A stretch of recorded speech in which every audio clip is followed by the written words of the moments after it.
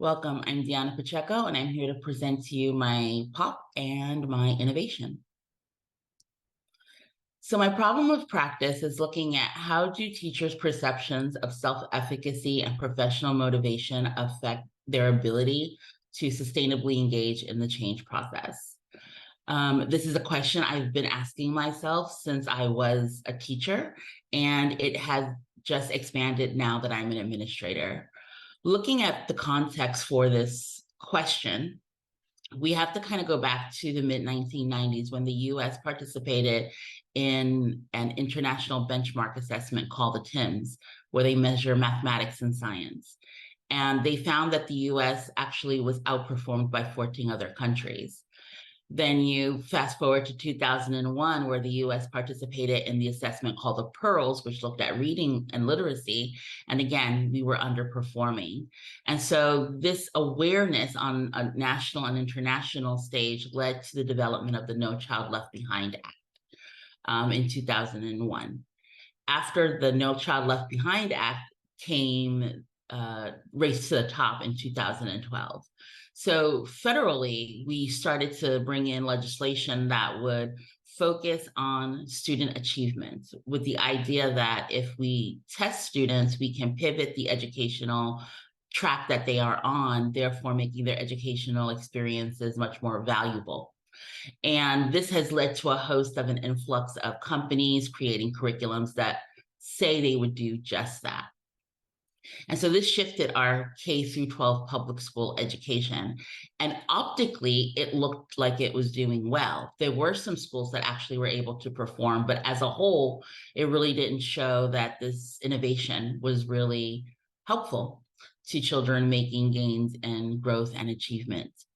And I say optically because in 2017, a research study was done to look at the impact of innovation in schools across different countries. And once again, the United States came out as moderate in terms of the innovation that they have been putting into the schools. So for all the change that teachers had to have undergone to implement these new ideas into the classroom, it isn't paying off as much as we thought it would. So private schools are exempt from having to follow federal government mandates because they do not get federal funds.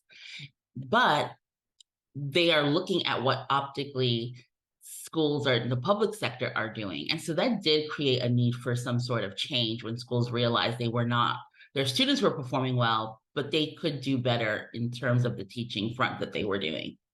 And that was my school's situation. And the thing is that with my school, there was these constant curriculum changes, but we had very little consistency in terms of leadership to see those initiatives follow through. So for my research, I'm looking at two theoretical lenses for that teacher front, if you will, which is looking at self-determination theory, looking at how teachers' autonomy, competency, and relatedness, their connectedness to the other people around them, help with their motivation. And then I'm looking at their self-efficacy theory to see if how their self-efficacy plays a role in their motivation to change and adopt new changes in a school. I'm also looking at the followership model as a guiding concept, because when you are in a school and you are asked to be a part of a change initiative, it is not done on an individual basis. It's not done in a vacuum. And so the people you are around with do play a part in how you adopt change. And so I'm looking at followership as well. I'm also looking at the diffusion of innovation, change theory, in particular, Rogers' categorization of how people can be sorted in their process of change and seeing if maybe there's a connection between followership composition and those individuals throughout the change process. My innovation is going to leverage the current system. And so we have one teacher who writes the curriculum for, let's say, math for all the teachers on the grade level. And using math as an example, those curriculum writers are going to be creating targeted professional development through video modeling for the other people that are doing the lessons that they are creating. Those other teachers are going to record their lessons. And then I'm changing up how we currently use the coach. The coach works with the curriculum writers 4 days a month, but we're going to split that so that they work with the curriculum writers 2 days a month. And then the other 2 days, they're going to provide feedback on how the teachers are implementing these math lessons. And then the teachers are going to, or the participants are either going to do a pre and post intervention basic psychological needs survey scale. And that looks at, again, the self-determination context, and then it measures them by satisfaction or frustration. And then they'll have a bi-monthly reflection journal, which once again addresses those concepts of autonomy, competency, relatedness, and self-efficacy. The intervention should take about 8 weeks, and it'll impact 1 coach, 3 curriculum writers, and 10 classroom teachers.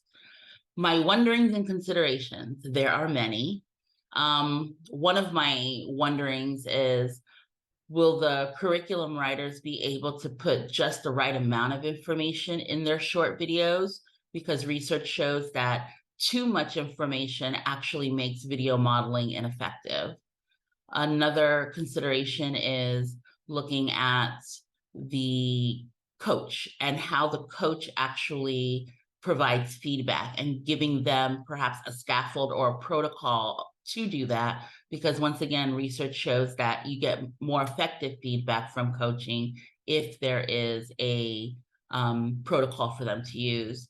And so I would say that is the conclusion of my presentation. I look forward to hearing any feedback you might be able to offer.